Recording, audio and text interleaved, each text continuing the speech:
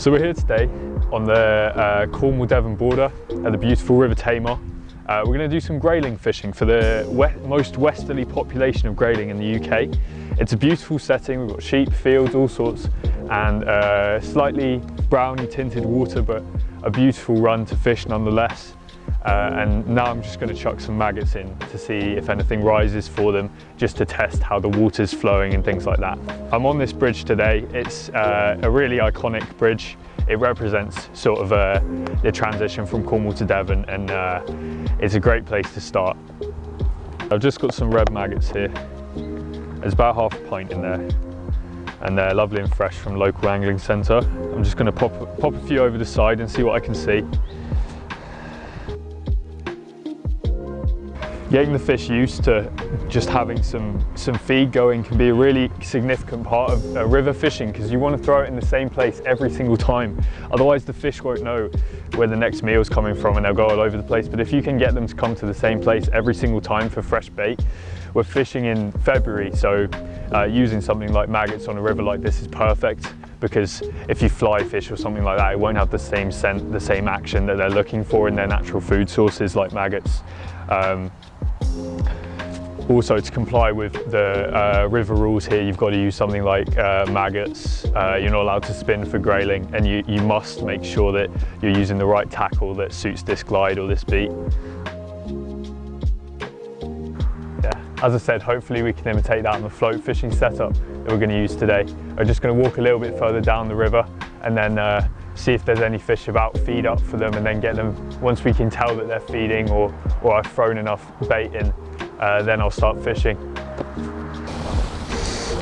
So today I'm using a 13-foot Avanti competition waggler rod. The reason I've got a longer rod is just so I can control the float a bit better in the water.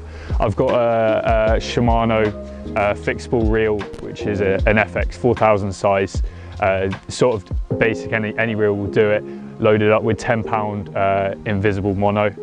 It's sort of perfect for stuff like this. You don't need to be too picky with the tackle, because it's more about what's on the business end that matters.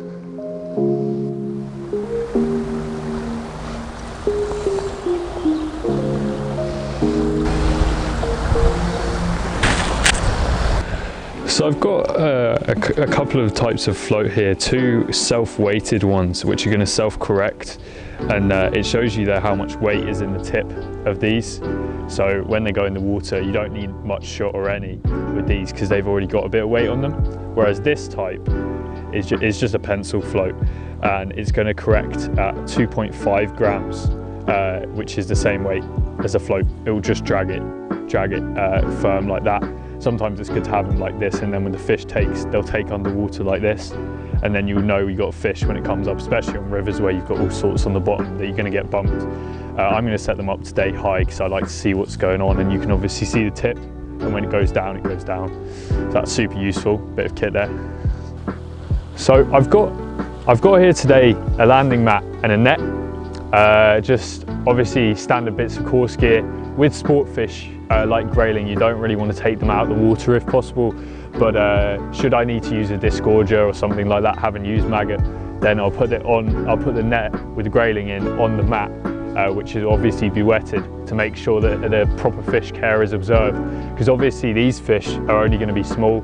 We're going to make sure that they're well looked after today, and if you do come and do a similar type of thing, I recommend you do as well.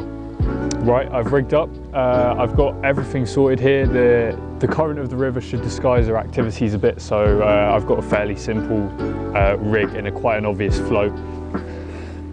So the idea is that the hook point is well exposed and the maggot is separate. The grayling goes for the maggot and gets the hook. That's the idea. And if that doesn't work and they're seeing the hook, I'm just going to slide the maggot deeper onto the hook and leave a little bit less hook exposed, and that should fool them just as well. We'll see how the day goes, but I think that should net us a grayling.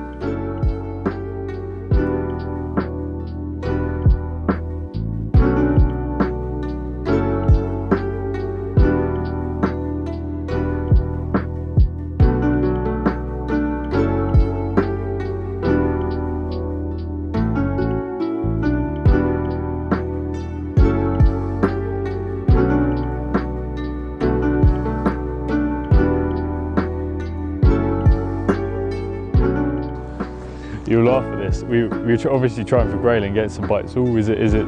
We've got a little minnow there. The first one I've had out the Tamar. It's so funny. It's just a little bite in a back eddy we found under the bridge, and it's a beautiful little fish. It's just not quite what we were looking for, but you got to appreciate every catch. Now pop him back.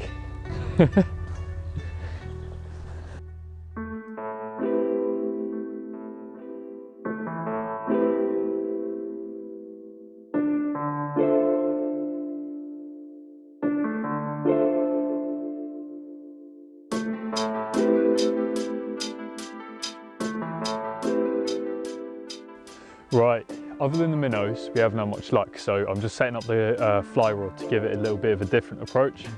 Hopefully by mimicking like a prawn or something, I can tempt the grayling that hasn't previously been tempted by the maggot. And yeah, fingers crossed, we'll catch something.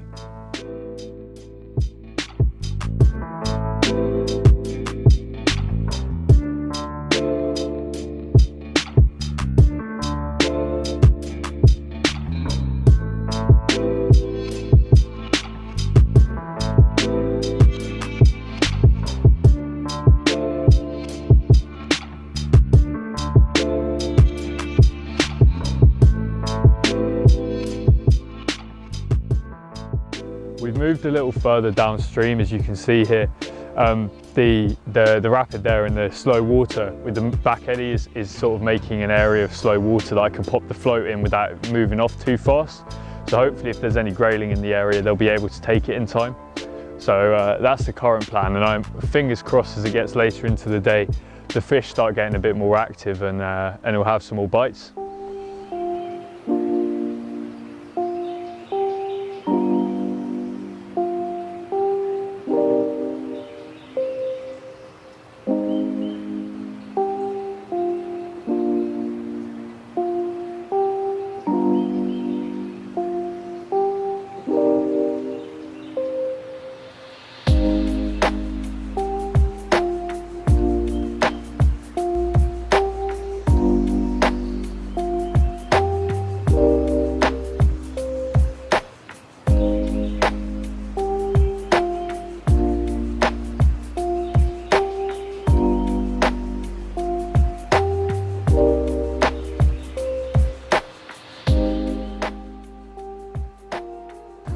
Right, so as it sometimes goes with fishing, we haven't caught the target species, but we have caught some lovely minnows and managed to do so in scenic and beautiful surroundings on the River Tamar on the border of Cornwall and Devon.